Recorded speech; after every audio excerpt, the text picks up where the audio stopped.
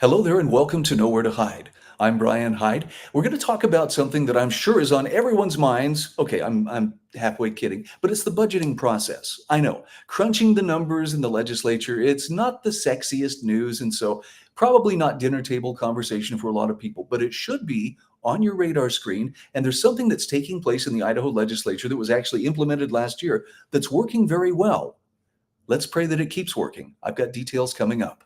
All reporters are biased, the Idaho Press Club are biased, all media, newspaper, radio. To be completely blunt here, Brian, and there are plans to expand indoctrination. That's right. Idahoans are also concerned. Horror shot. That line would be moving a little bit farther west. I'm like crying. Nobody wants to see dark money is influencing policy.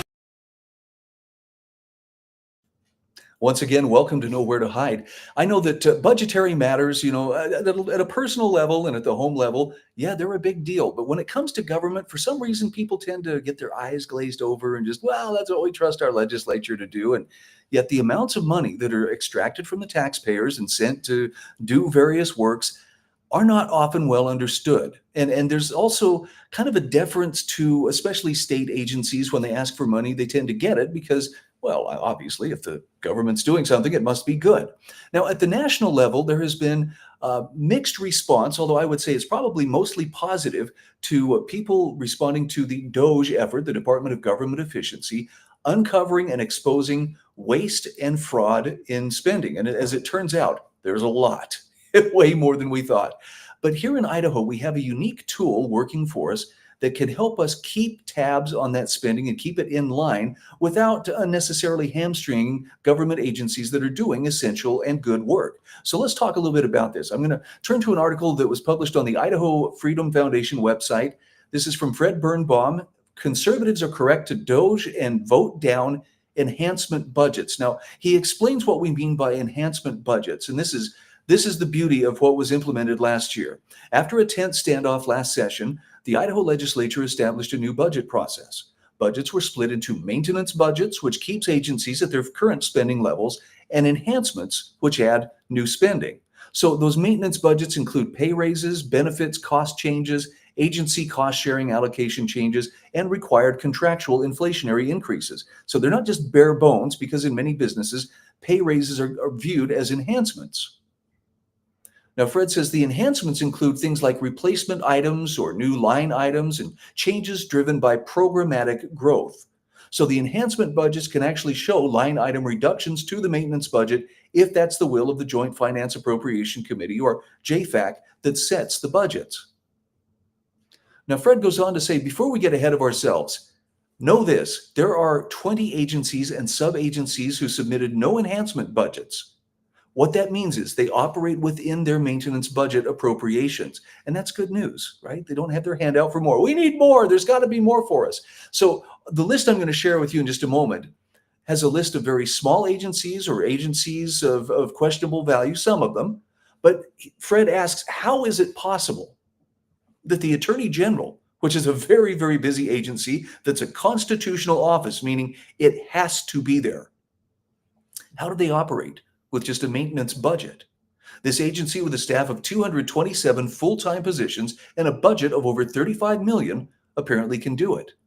So here's a list of the agencies with just a maintenance budget. Now, yes, you'll need some good eyes to see that, but Attorney General, Capital Commission, Charter School Commission, and on down the line, some of these would be considered small agencies. Well, that's small peanuts, but there are some in here that are actually, fairly good-sized agencies. And it's good that we have that distinction between enhancement budget and maintenance budget. Now, Fred writes that 2 enhancement budgets have been rejected, one in the House and one in the Senate. Senate Bill 1138, the enhancement budget for the Department of Finance, asked for 5 new staff positions. That bill died on the House floor. Similarly, Senate Bill 1155 for the State Liquor Division died. Many believe that's because the state has a monopoly on selling of hard liquor, it shouldn't need as much in enhancements as were requested. So his point here is, rather than express consternation that these bills died, JFAC should take the failures as a rejection from the bodies. Enhancement budgets that fail don't need to be revised slightly, but rather taken as a direct message. Don't send them back at all. I like how he's setting this up here, and it's true. If we can get by without it, we should get by without it. Now, when unified budgets were killed in the past, the agency for which the budget was presented was effectively defunded till a replacement unified budget was approved. So in the case of the liquor division, that would have been a unified request for $32,678,200. Well, with the new budget process, this budget was split into a $31,156,500 maintenance request covered by SB 1110 and a $1.5 million enhancement piece covered by SB 155. That's the bill that failed. So the two bills totaled $32,678,200. So the legislature now has that option to pass the maintenance piece, in other words, keeping the department functioning, and to reject the enhancements, stopping the growth. That's exactly what the new process was supposed to allow. So if you're looking for something to celebrate, this would probably be one of those things you could celebrate. Your legislature and the budgeting process is operating more efficiently. Now, Fred says the pushback that we're witnessing on the floors when these enhancement budgets come up for a vote is both understandable and appropriate. But he asks, why are some legislators being criticized for voting down enhancements?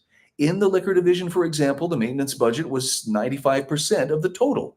How can that be considered a draconian reduction? Well, the answer is simple. Agencies expect to get what they want, and too many legislators are happy to give it to them. But legislators who vote no on enhancements, they're actually using the budget process exactly as designed. So let's encourage them to keep at it. So there's a bit of good news for you. Maybe you were aware of it, maybe you weren't, but it's good that they have this discretion rather than, look, it's a take it or leave it, proposition. In this case, we can carve out some of the things that might be nice but not necessary and leave the stuff in that absolutely is necessary. Now, we have mentioned on a previous program the chairman's drawer, and we're talking about an actual drawer where bills go to basically exist in limbo until the end of the session. I'm sharing this with you in the hopes that if you want to know what some of the bills are that have been introduced during this legislative session, but for one reason or another are being suppressed by committee chairman, this is where you can go, idahofreedom.org/chairman's drawer. And there's a comprehensive list. In fact, I'll show you, this is just a screenshot of just a partial part of the list. The ones highlighted here are some of the critical ones: Medicaid expansion, sales tax, food exemption, higher ed, freedom of inquiry. This is a small portion of the bills that are currently being held for one reason or another. And as you can see in here, the Medicaid expansion reported out of the House, held by the Senate Health and Welfare Committee, Chairman Julie Van Orden, last action on February 20th. The sales tax food exemption. The draft was blocked from getting a committee hearing in the Revenue and Taxation Committee. Bill was not accepted, no hearing. Now it's a personal bill. Chairman David Cannon is the one who is holding that one. And then the higher ed freedom of inquiry bill held in the Senate Affairs Committee by Chairman Jim Guthrie. By the way, if you look at that list, you'll see Chairman Jim Guthrie holds a lot of those bills. And he kind of has a reputation for being the guy to where bills go to die. So if you want to be informed about bills that have been introduced, and look, some of them may be good, some of them may be bad, but you really should check out the ones that have been introduced and at least, study it out for yourself and see. And don't just trust that, well, the chairman must know what he's doing or she must know what she's doing in sitting on this bill and preventing it from seeing the light of day. We want to believe that they're doing the right thing, but sometimes they may need a little bit of persuasion or at least some feedback from their constituents to remind them that, hey, give it a fair hearing. If the House or the Senate votes it down or otherwise, it rejects it, that's fine. But at least you can say you've been giving it a fair hearing. If you're just sitting on it, that feels more like political games and less like good governance. So there you have it. Something to celebrate, something to keep an eye on. I'll see you on Thursday. I'm Brian Hyde, and this is Nowhere to Hide. All reporters are biased. The Idaho Press Club are biased. All media, newspaper, radio. To be completely blunt here, Brian, and there are plans to expand indoctrination. That's right. Well, Idahoans are also concerned. Horror shot. That line would be moving a little bit farther west. I'm crying. Nobody wants to see Dark money is influencing policy.